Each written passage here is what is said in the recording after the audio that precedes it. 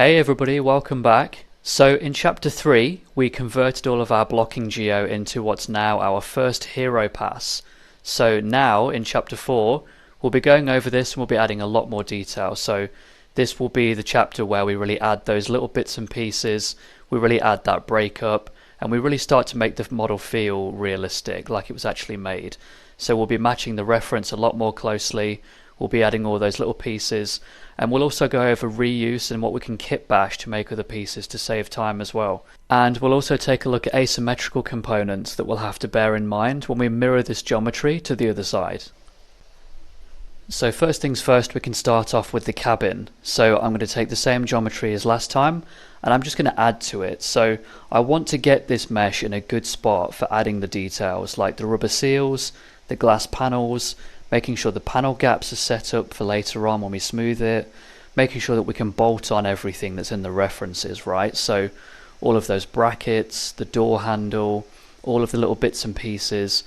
If our mesh is smooth and it's clean and it's efficient, it means that it will make it much easier when we come to add in all of those smaller details to the panel work later on. So we won't smooth the geometry just yet. I like to work with the least amount of edge loops possible, and then when I run out, that's when I'll smooth it. But until then, we want to have a general rule of not having too many edge loops too early on. We want to work with nice, clean, efficient topology, get everything set up in a good spot, and then go in and add the smaller details.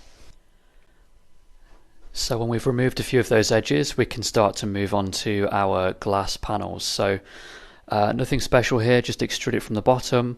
I'll separate that out as its own shape, and then we can get that into place and match the ref. I actually noticed at this point that I wasn't matching the shape of the glass very well. So in the side reference we can see that actually it sort of extends out quite a lot. It sort of wraps around to meet the A-pillar. So I'm just adjusting that. So this is a great example basically of why I like to work with the least amount of edge loops possible this early on. I don't want to smooth the mesh and then realize that I've made a mistake like this, because it's a lot harder to go back if you even can, or it's just a lot of effort to smooth all of that out when you've got too many edge loops to play with. So I've just made that adjustment. It matches the reference a lot nicer now, so we can just slot that glass in. I'll also add a simple glass shader to this as well, so it won't have transmission, it won't be transparent. It will just have a nice specular highlight that we can roll around in the viewport, and that's just to make sure we don't have any kinks or folds in the glass. It's just a nice smooth surface. And then when I'm happy with that, we can move on to the rubber seals. Again, super simple geometry here. I'm splitting it out as its own piece of geometry as well. And like I mentioned in the previous chapter, we want to make everything separate wherever we can, because ultimately that's how it was made in real life, right? We have all the metal separate, we've got rubber separate, we've got nuts and bolts, all these brackets and things like that. They all have their own material and we want to keep it that way. And the reason for that is because we have a lot more control when we come to do texturing later on, for example. So we can just drag and drop shaders on very quickly and block out our materials, and it gives us a lot more control. So we can finish up these rubber seals on the door, and we can also add the glass pane to this door as well. I'm keeping this fairly simple still for now because we're ultimately still fleshing out the model as a whole. So I like to work my way around, do bits here and there. I like to sort of just flesh out the whole vehicle. I don't sort of focus in one space. So with that out of the way, we can move on to this nice little detail at the front for the towing hooks. Again, super simple geometry. I'm keeping it separate, so the hook, the bracket, the rivet, they'll all be separate. And if we were doing this as an FX asset as well, we'd even sometimes have to go as far as drilling the holes as well. So we're not going to do that on this asset, because obviously half of this tutorial would be me just closing up volumes and making sure there's holes drilled and everything's actually sticking together properly with no intersections. So we're not going to do that, but I'm just giving you a sense of what we'd have to do in preparation for giving something like that to the FX team. Another reason I like to model different bits and pieces around the vehicle is because It's amazing how many pieces we can actually reuse. So even things like this little pin that I'm modeling here, we might be able to reuse it somewhere else. And I think throughout this tutorial, you'll often see me reusing all sorts of different random pieces because there might be a certain edge that looks good as a good base for something else. There might be a soft edge that I can use somewhere else, a bracket or an arm. I always try and reuse whatever I can because it really speeds up the modeling process. This rivet here, for example, we're going to be using this everywhere, right? So if we find ourselves making a repeatable piece like this, I'll actually recommend that you UV it first.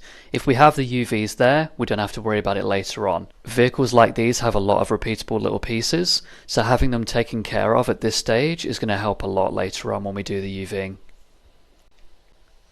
So I'm just continuing with the winch here and just up-resing what we had before. So there's not a crazy amount of detail that goes into this piece actually. It's just lots of small repeatable pieces that we can bolt together. So again, this is a great example of reuse, right? Because we've got these rollers, there's like 4 of those. We have the same bolts everywhere. I actually have my bolts already modeled, so I have those in my previous project. We can sort of litter those in everywhere at the end, so I'm not worrying about those pieces just yet.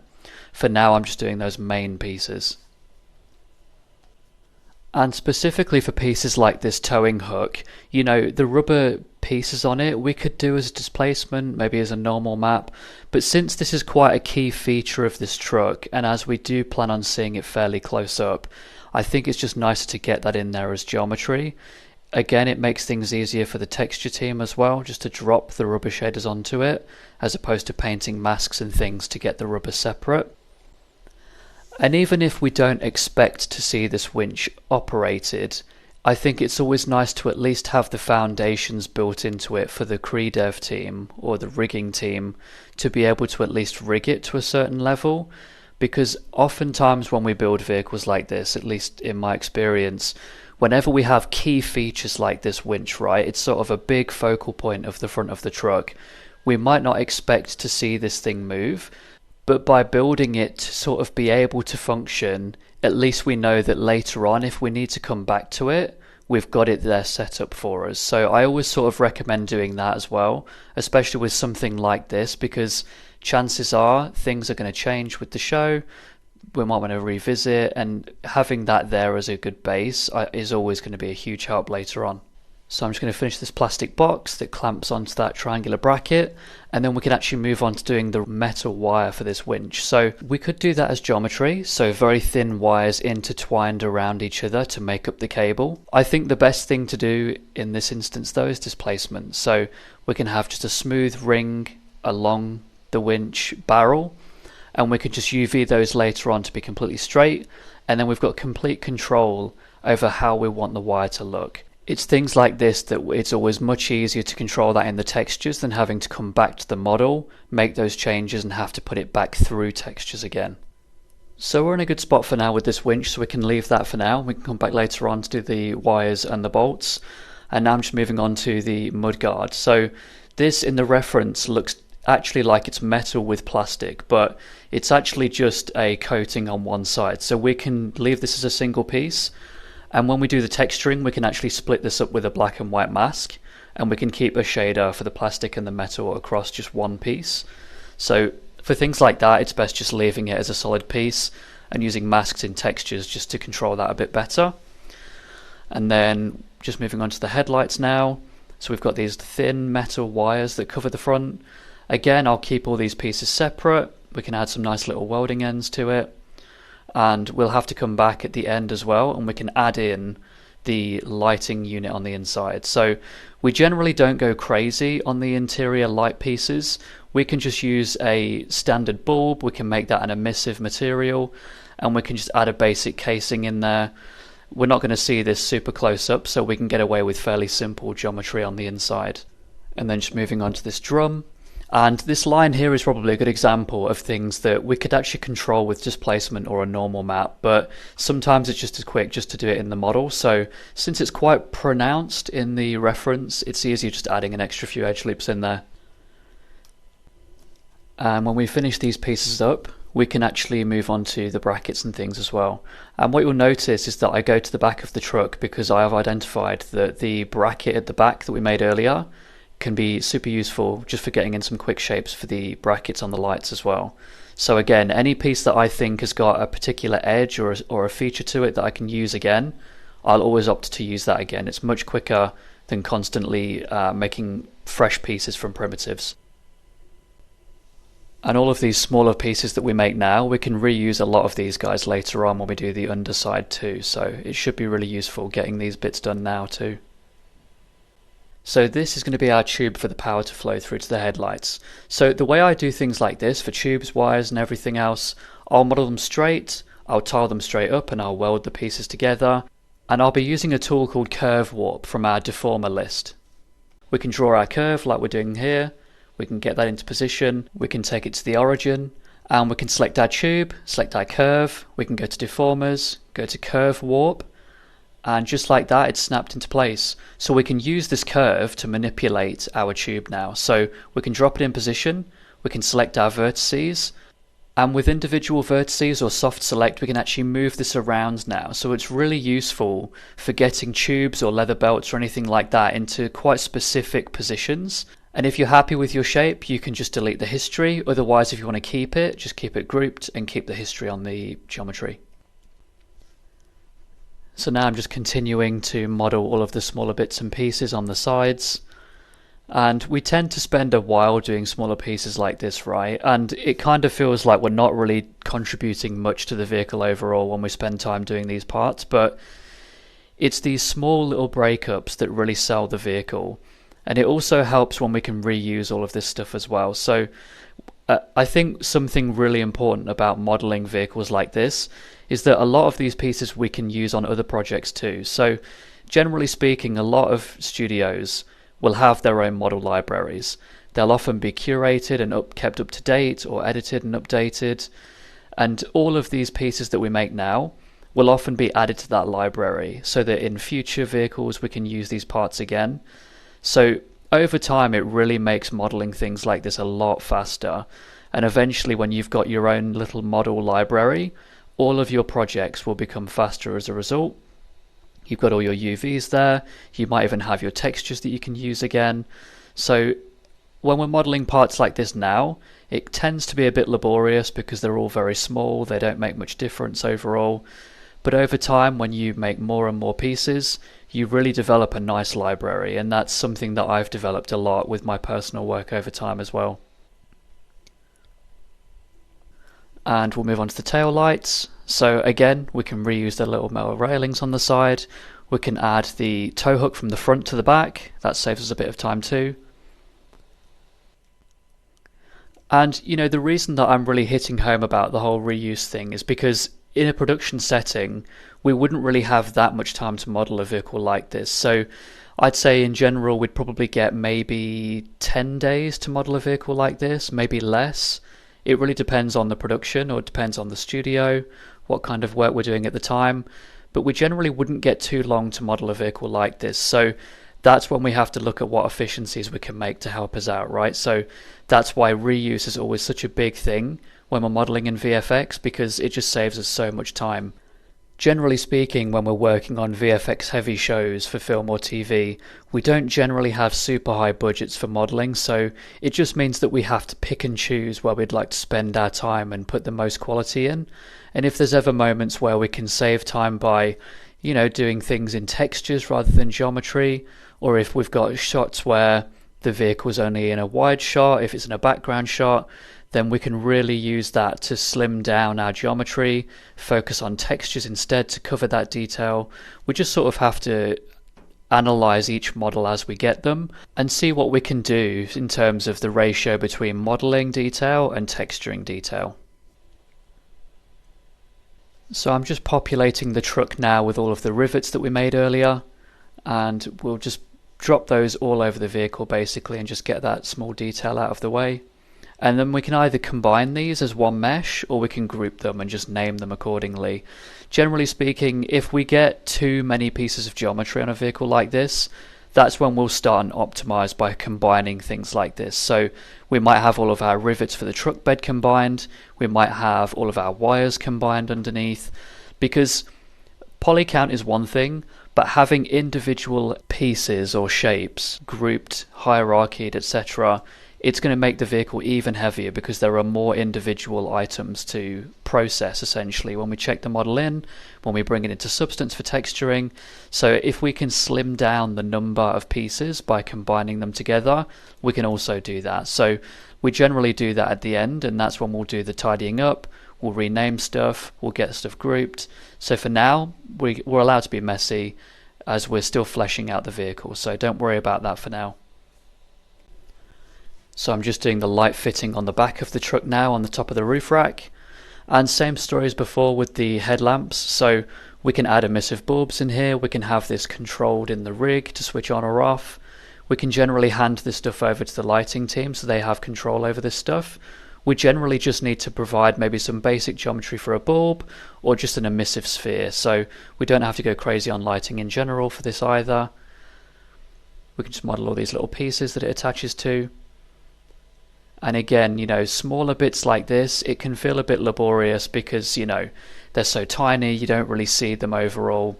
But it's the smaller details like this that really make the truck feel real. It's all this small breakup that really adds to it.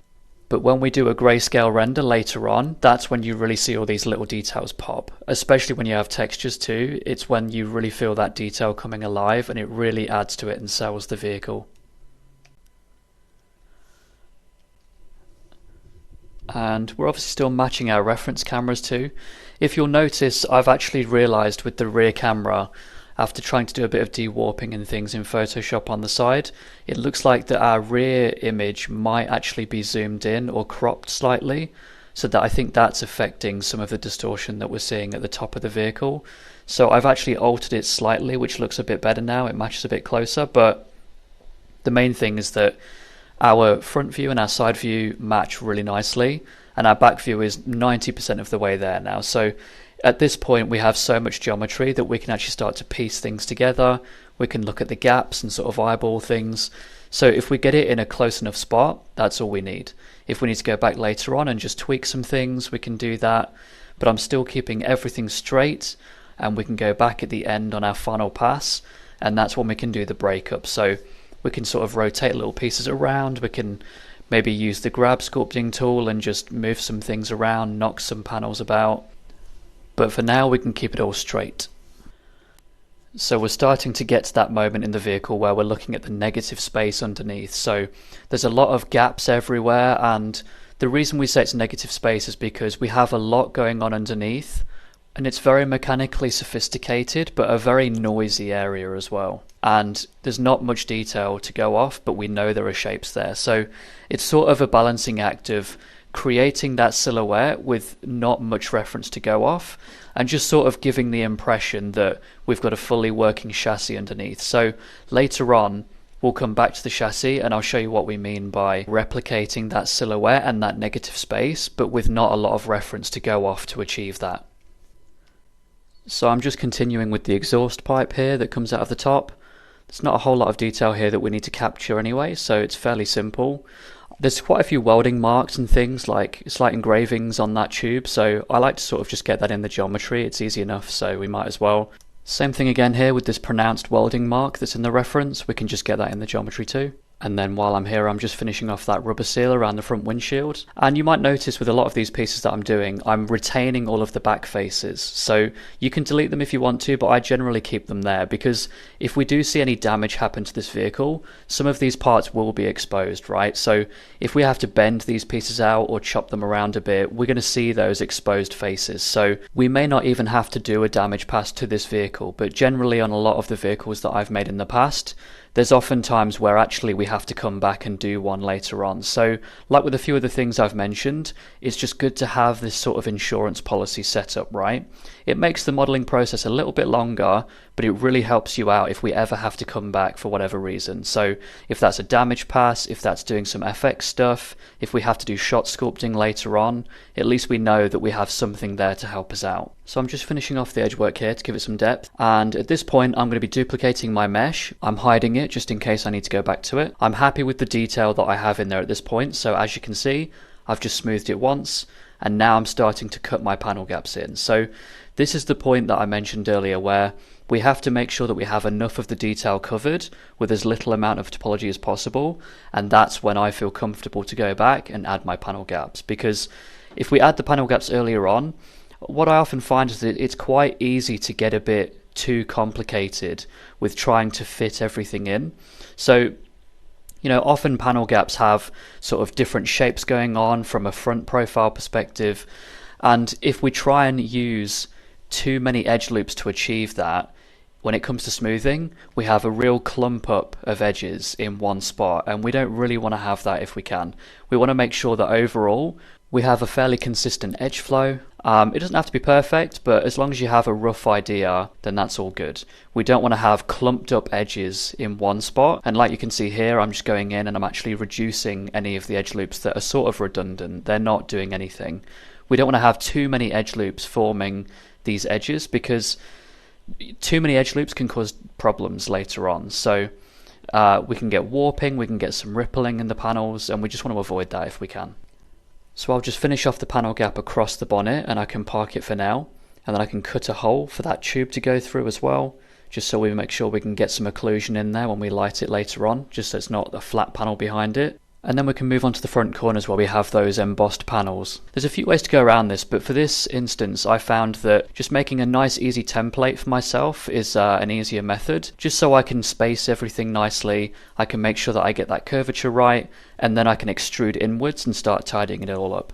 So there's never one way of doing things with something like this. It's all very experimental, and I'm always learning new ways of doing things too, by the way. You're constantly learning. There's never a sort of ceiling to this stuff. And for me, I just found that making a template just by making the surface live and quad drawing over it to make those pieces, it just helps me get a sense of what the shape's going to be like before I actually commit to stamping it into that panel. So you can sometimes get quite carried away and spend a long time trying to make sure your edge flow is quite clean. Personally, you know, I sort of feel that as though if we get it in a pretty good spot, that's all we need, right? You know, as long as we have consistent edge flow and we've got enough quads in there to get what we need, and that's when we can extrude it inwards and match that depth. So once we've softened those corners enough to match the ref, we can call this done really. So as long as our edge flow is quite consistent and we're not having any stretching or any warping of the textures, we can call this done and move on. We don't have to spend super long on our topology. And clean topology is always something you should strive for, but we have to think about the requirements for our shots, and we don't want to spend too long on this stuff if we don't need to. So I'm just continuing around the front of the cabin now and just tightening all these edges up, making sure that the specular highlight matches the ref in terms of softness, and then we can actually separate our cabin now. So we'll have our door, we'll have our shell, and we'll have our bonnet. So I can just extrude in here and add a bit of depth, and then we can come back to this later on if we need to. Just making sure that specular roll off on the corner matches the ref too, because that can actually affect the lighting if we don't get that right. And then with the bonnet here, I'm just tidying up my edges like I said. We don't want to have too many edges sort of not doing anything, so if we can lighten the load, then I'll certainly spend time doing that too. And when we have that cleaned up, we can also move on to that corner as well. So I won't just push and pull vertices, I'll often rely on the grab tool as well, just to help pinch that corner a bit nicer. And then here we've got our bonnet. So here's an example of what we'd have to do if it was an FX ready vehicle. We'd have to add thickness to each panel.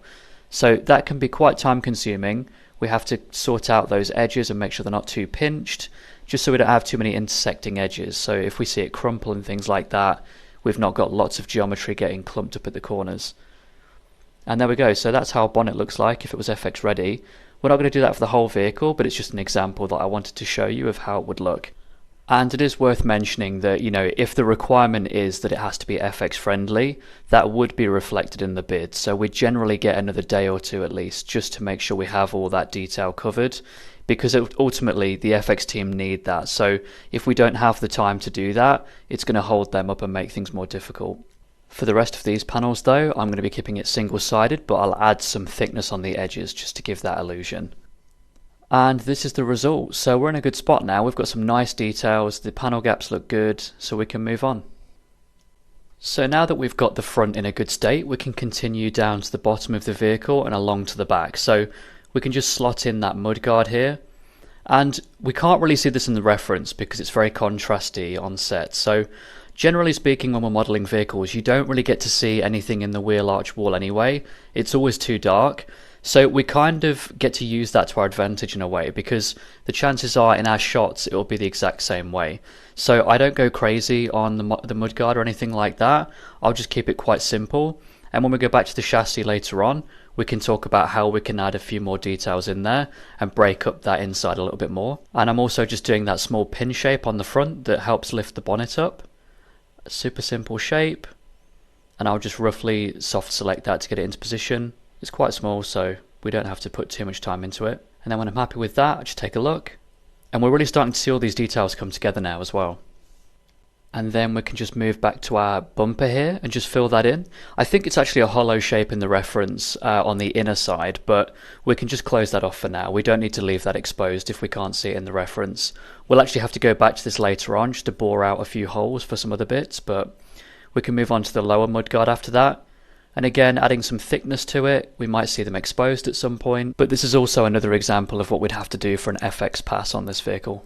And what we're moving on to now is the small inlets on the side of the engine cover. So this is the sort of thing where I like to have the mesh smoothed so that I have enough geometry here to play with, because we've got some very intricate details here that we need to make sure we've got enough topology to cover. So cutting out those holes and making those hoods that go over the top of each hole. You could actually extrude those small pieces from that panel. I have chosen to keep them separate just because it's a bit easier. We can control it a little bit more if they're separate from that panel.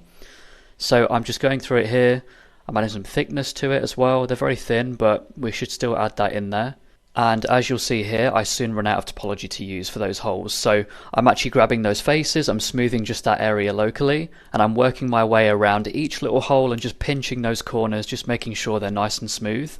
And it looks quite messy right now, but I like to just get those details there, get everything looking good visually, and then I'll go back and tidy up the wireframe at the end after I'm done. So again, it doesn't have to be perfect, it's such a small detail. We just want to make sure that we've got enough topology there to support those hard edges that are in the reference. So I'm happy with that for now. We can move on. Let's just do this metal ring that goes around the edge. It's kind of like a guard for the inlet, and we don't see this on the other side. So this is one example of our asymmetrical pieces that we'll have to bear in mind. So when we mirror it, we can cut this piece off that side, and the same will be happening with that drum on the left of it as well in the reference. We don't see that on the other side either, so we can ditch that when we mirror it. So now that I'm happy with that, again, I'm just A-Bing with the reference just to make sure that we're matching all of our edges nicely. And it's looking good. So as you can see here in the reference, this is how it looks close up. So I think we've matched it really nicely. We're just going to do those fans on the inside now. So again, you're not really going to see this stuff, but it's just so easy to get in there. It's at least going to help us block off the light and add some more nice shadowing in that inlet as well when we get to the lighting. So I'm not going to go crazy on this fan piece. We might be able to use it somewhere else, so it's worth just getting in there. And then when I'm happy with it, we can duplicate it twice to add that offset that's in the ref. And then we can also do that cover around the inside too. So this is going to help us prevent light from spilling onto the insides of the vehicle and make sure that we have enough shadow in there so we're trapping in that light. And there we go. So I'm just looking around, making sure it looks nice. Remember, this reference that I'm showing you here is on the other side of the vehicle, so that round piece is not there. But it's looking cool. We're seeing all these details coming together. This is the kind of breakup that will make the vehicle feel real. So what we can move on to next, we might as well do the wheels actually. So it's always one of the parts I love the most about doing vehicles. So we're going to look at our nuts and bolts that hold this thing in place. So again, like I mentioned earlier, I've got these pieces from a previous project or two. So they're basically the same, so I'm going to reuse them or alter them wherever I can just to make them match the reference. And then obviously I've got my number of nuts counted out. So all we need to do is just make sure that we tighten up those edges, add those edge loops just to make it sharper. And I'm going to go through piece by piece and tighten those corners up. And again, we're going to keep each piece separate because the materials vary across this wheel. So we're always better off keeping them separate anyway, like they would be built in real life. And then on the next one, get that depth right. I've actually gone a bit overboard with this, but it's fine. We're not going to see it this close up, but we've got the detail there in the reference, so we might as well match it. It's easy enough to do so. So I'm just continuing towards the center here, and then I can move on to that big red hubcap in the middle. And nothing much really to add here detail wise, just sharp edges. The main details will be adding our bolts everywhere, so I'll just capture that small element in the middle. This would be another example of something we could do in Displacement or normal maps, but it takes 2 minutes to get this piece modelled. We might as well just do it in the geometry and drop that into place. And then we can move on to our nuts and bolts. So standard stuff here, all I'm doing is just figuring out how many degrees per rotation for the bolts, and then I'm just doing what I mentioned earlier, which is that Shift D, which is to duplicate special, and that essentially just repeats the last operation. So if we're going to do, like, 5 degrees and we Shift D each time, it's going to snap another 5 degrees consecutively. We can also randomize the rotation of each of these nuts at the end if we want to as well, and I'm just going to cut out this hole just to add that in there. We can also come back and add in that air nozzle as well. But other than that, it's good. Yeah, it's looking really cool. I'm really happy with these wheels. So we can continue on from here and we can do the tyre treads as well. So I guess the way I do my tyre treads is kind of like the standard workflow, but I'll find a pattern that faces the camera the best and I'll just trace our treads along that reference, as you can see here. So when I've got them in a good spot, we'll add some depth, and I won't be actually joining these to the tyre itself, because I think you can spend a lot of time doing that and joining the whole thing together, and it's just not worth it, right? We're going to see these tyres spinning very fast for the most part. We're barely going to see them stationary, and even if we do, you're not going to see the intersection anyway. So all I'm doing here is just duplicating out my pieces. I've got a linear bend on there. I've typed in 180 degrees, and then when I'm happy and I've got the right gaps in place, that's when I can delete my history and commit. And I'm just going to soft select those pieces now, just so we can actually bond them to the tyre. So as long as they intersect on a bit of an angle, you're not going to see that line so much. And then all I'm doing here is just adding some soft selection for the cam bar, or I can use a lattice as well from the deformer list. And then to finish off, we can just add those striations or those steps along the tyre wall. And then we're basically done at that point, really. So as you can see, A being, it looks great. And we've got our treads intersecting nicely. There's no sharp line to distinguish the two, so it looks good. And we've saved ourselves a ton of time by not worrying about making sure it's one combined mesh. So I'm just finishing things off with the interior side of the wheel. We've got some reference here that we can use, so that's cool. And then when I'm in a good spot, I think we'll call it done for the wheel. So it's looking really cool now. The wheels really add to it overall. Those chunky treads and those bolts everywhere really make it feel a lot more real now. But we're not done yet, so let's push on. So we've got those jerry cans as well from a previous project. I'm going to make sure we can reuse those.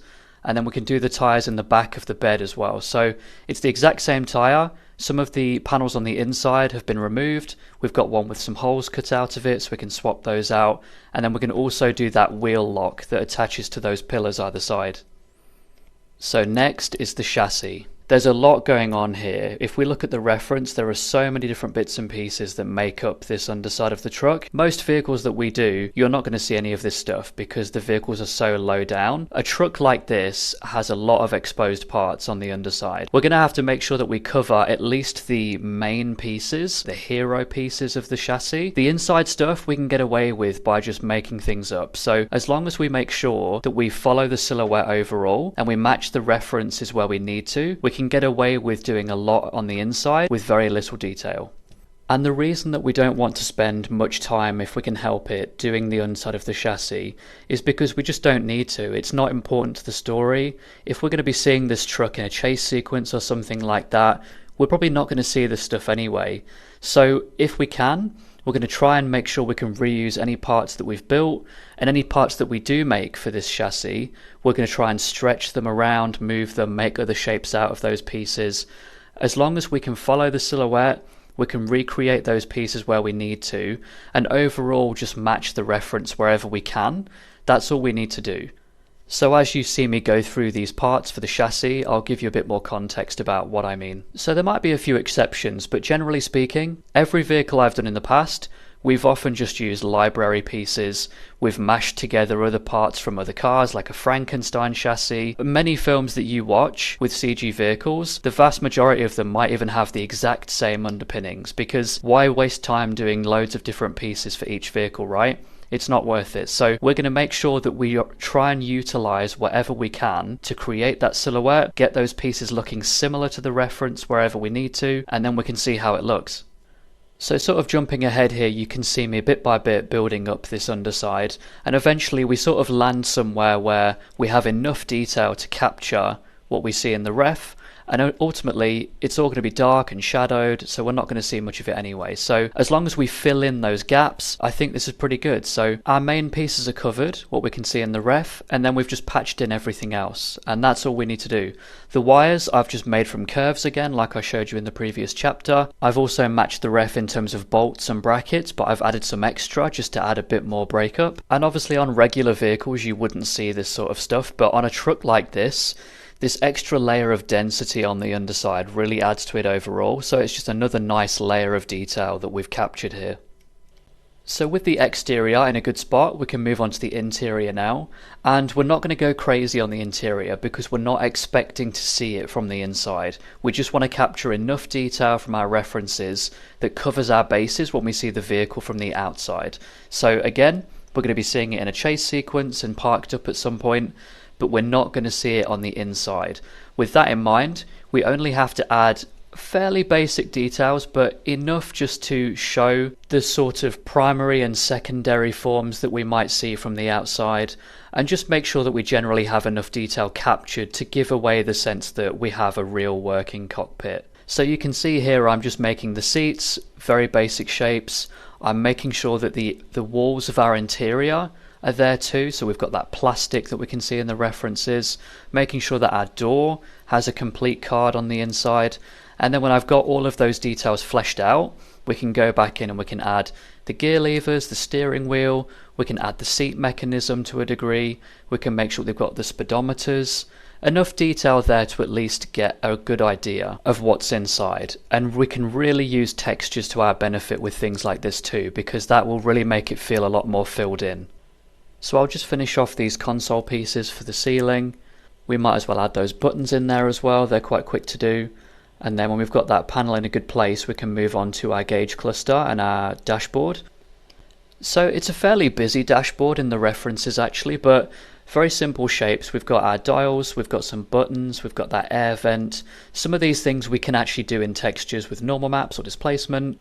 Or if we were really pressed for time, we could actually just use a projection in Mari or Substance Painter and just project those details through with this reference image. But we're just going to capture the basic details here, or the sort of rough elements, and then that'll be enough to get our shape. It's worth quickly mentioning, by the way, to ignore the green surfaces when I sculpt. It's just a visual bug in Maya, and it's not worth fixing on each mesh, so you can ignore that. So when our interior is in a good position, we can call it done for now. So this is looking awesome. I really like what we've done so far.